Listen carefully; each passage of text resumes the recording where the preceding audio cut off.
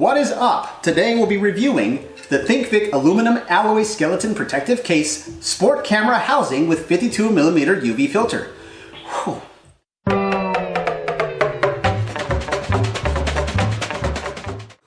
So as a snapshot, this is the existing GoPro case that you get stock when you purchase your Hero 5 or your Hero 6. It looks just like this.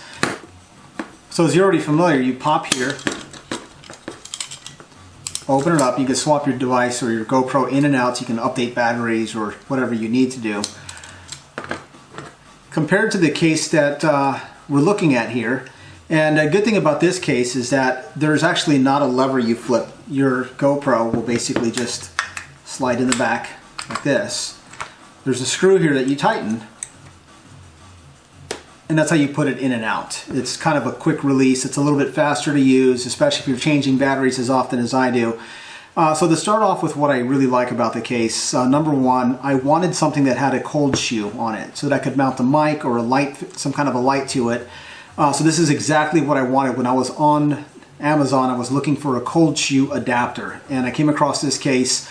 I really like the color. I like the way that it looked. It looked really nice. So I decided to go with it, and I'm impressed with it. I do enjoy it. The way it works is it will mount to a standard GoPro shoe, just like this. You basically slide this on here, put in your bolt, and then tighten it. Just like that. Now, this is a little bit heavier, so this plastic footing here kind of had me concerned. Just because I like to have the longer neck on here, and it is lighter, so you may want to go with some kind of an aluminum shoe instead of using the plastic GoPro one if that's what you're looking for. It's also a little bit more rugged, but it is compatible though, so I just want to call that out. It slides right on and it fits.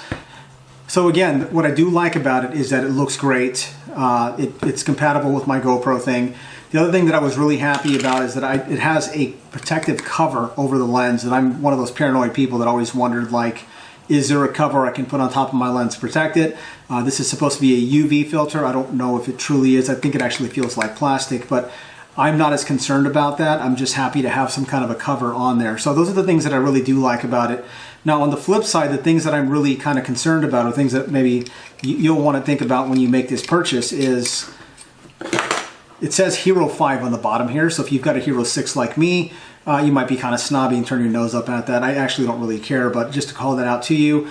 The other concern that I have is that this larger lens here will partially cover the front screen there. I don't know if that's important to you or not if you use that often.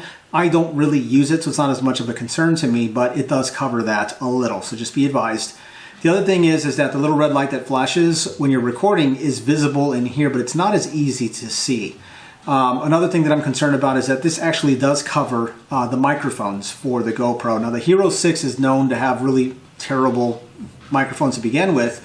One of your microphones is here on the side, which is partially covered.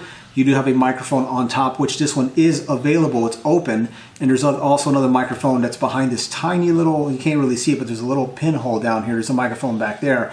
So it does partially cover the mics, which is a concern if you're just going to be recording as is.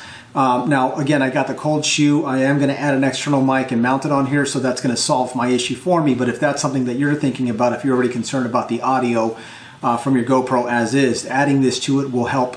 Will not help. It'll kind of make that a little bit more pronounced of an issue. The other thing that I'm concerned about is that it's rather heavy. Now, I will tripod mount my GoPro. I do a lot of filming where I'm in a steady situation, so I've got a more rugged mount, like I said here. And then it has the tripod mount on the bottom, so that I do tripod mount it.